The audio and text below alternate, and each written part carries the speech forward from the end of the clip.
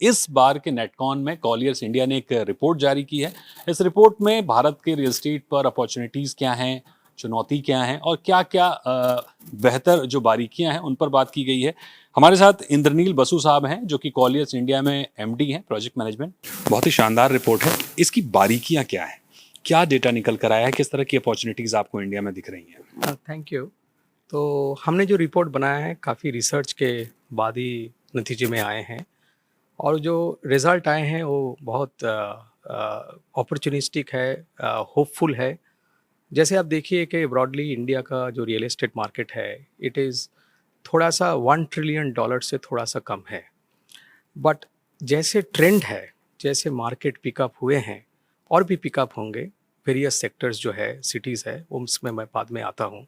लेकिन ये सब 1 ट्रिलियन जो है, ये 2047 तक $10 मिलियन तक छूने का उम्मीद है, then annual growth rate of 16%, which is very high.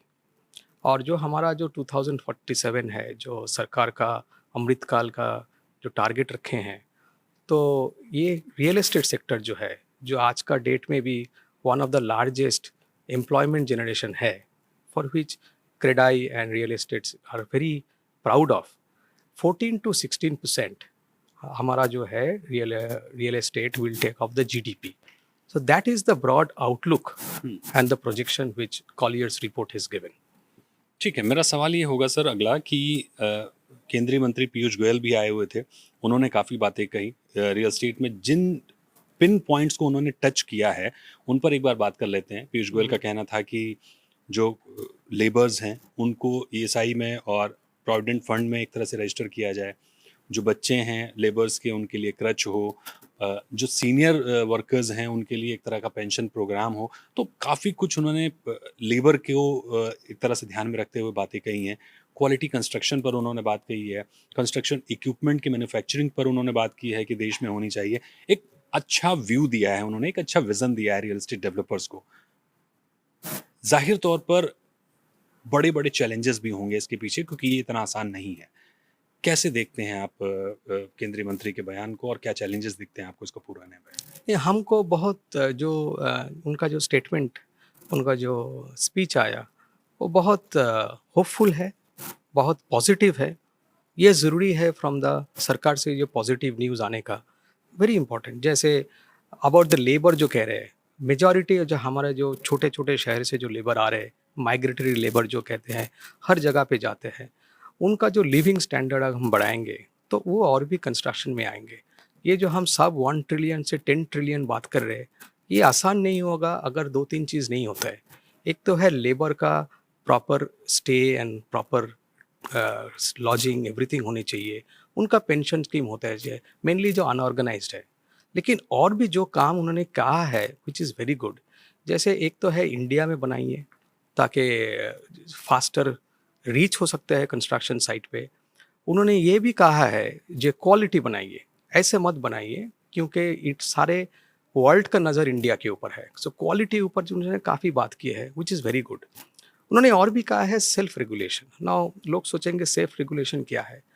जब हम बढ़ाना चाहते हैं, गवर्नमेंट कुछ डायरेक्शन दे सकता है, कोड्स ला सकते हैं, रेगुलेशंस ला सकते हैं, लेकिन उनको इम्प्लीमेंट करना हमारा बिल्डर जो है, हमारा कंस्ट्रक्शन कम्युनिटी जो है, हमारा जिम्मेदारी बहुत होते हैं कि हम कैसे कंस्ट्रक्शन प्रैक्टिस अडॉप्ट करें, कैसे डिसिप्लिन्ड वे में, स्ट्रक्चर्ड वे में बनाएं। और लास्टली जो उन्होंने कहा है कि आप बिल्डिंग फास्टर बनाइए, टेक्नोलॉजी लाइए। उन्होंने स्टील बिल्डिंग का कहा, जैसे कॉलियर्स बहुत साल पहले बहुत फास्ट ट्रैक कंस्ट्रक्शन के लिए कंपोजिट स्टील स्ट्रक्चर जो बाहर में, इंडिया के बाहर is very common, but India में हम किए नहीं थे। कारण है जैसे लेबर हमारे पे चीप है, सस्ता है। लेकिन हम जो कहते हैं कारपेंटर का बेटा कारपेंटर होना नहीं चाहता है, तो आप कैसे करेंगे इसके ऊपर? तो इसके लिए आपको मैकेनाइजेशन करना पड़ेगा, आपको कंस्ट्रक्शन इक्विपमेंट लाने पड़ेंगे, आपको स्टील बिल्डिंग करना पड़ेगा। और बिल्कुल उन्होंने यही कहा है। तो आई थिंक उन्होंने जो कहा है, एक सलाह दिए हैं, एक डायरेक्शन दिया है, गवर्नमेंट का सपोर्ट के बारे में बात किया है। I think it is very good. एक और बड़ा अहम सवाल मेरा आपसे ये होगा कि हम सिडनी में हैं और सिडनी को 20 मिनट सिटी कहा जाता है, यानी कि एक तरफ से दूसरी तरफ आप 20 मिनट में पहुंच जाएंगे। जो इंफ्रास्ट्रक्चर है, जो रोड हैं, जो पैदल चलने के रास्ते हैं, जो पथ है, वो बिल्कुल अलग तरह का, एक अलग एक्सपीरियंस है। इंफ्रास्ट्रक्चर अल्टीमेट है। ज़ाहिर तौर पर हमें काफ़ी कुछ सीखने को मिलता है यहाँ के रियल एस्टेट से, क्योंकि डेवलप कंट्रीज़ हैं और बहुत कुछ हमें सिखाती हैं।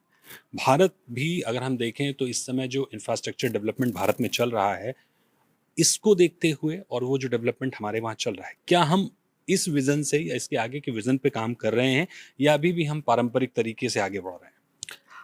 मेरा ख्याल से जो हमारा जो डेवलपर है और जो सेकंड रंग का डेवलपर है, सेकंड जनरेशन जो है, जो कर रहे, वो बाहर बहुत ट्रैवल कर रहे हैं। जिनको भी मैं मिलता हूँ, हम देखते हैं कि वो जो बाहर जो हो रहे हैं, जैसे सिडनी बोलिए, जरे सारे मैच्योर मार्केट जैसे लंदन बोलिए, न्यूयॉर्क बोलिए, वहाँ पे जो सोशल इंफ्रास्ट्रक्चर, ट्रांसपोर्ट सिस्टम वो लाना चाहते हैं। Of course government will connect, city को कनेक्ट करेंगे in terms of train, mass rapid system, लेकिन विद इन जो पार्क जो बना रहे, कम्युनिटी जो बना रहे, यहाँ पे developer with in the community वो फील जो बाहर मिलते हैं, जो आप यहाँ पे जो खड़े हों, और जो बाहर जो फैसिलिटी लोगों का लिए, बच्चों को लिए, फैमिली आके काम कर रहे हैं, वो धीरे धीरे ला रहे हैं। उसके लिए इंटरनेशनल कंसल्टेंट ला रहे हैं, इंटरनेशनल आर्किटेक्ट ला रहे हैं, अवार्ड विनिंग डिज़ाइंस बन रहे हैं, करके वो इम्प्लीमेंट कर रहा है। टाइम लग रहा है, लेकिन कुछ कुछ जगह पे जो हम देखे हैं, दिल्ली में बताइए, बेंगलोर में बताइए, दूसरे कुछ बड़े सिटीज़ में जो बताए हैं, वहाँ पे वो इंफ्रास्ट्रक्चर धीरे धीरे आ रहा है। तो ये कॉन्स्टेंटली इम्प्रूव होगा, क्योंकि जो सारे इंटरनेशनल क्लाइंट जो इंडिया में आ रहे हैं, उनका एक रिक्वायरमेंट है कि वो आ रहे हैं कि यहाँ पे जो एनवायरनमेंट, बिजनेस एनवायरनमेंट, वो खुश है, कॉस्ट से खुश है।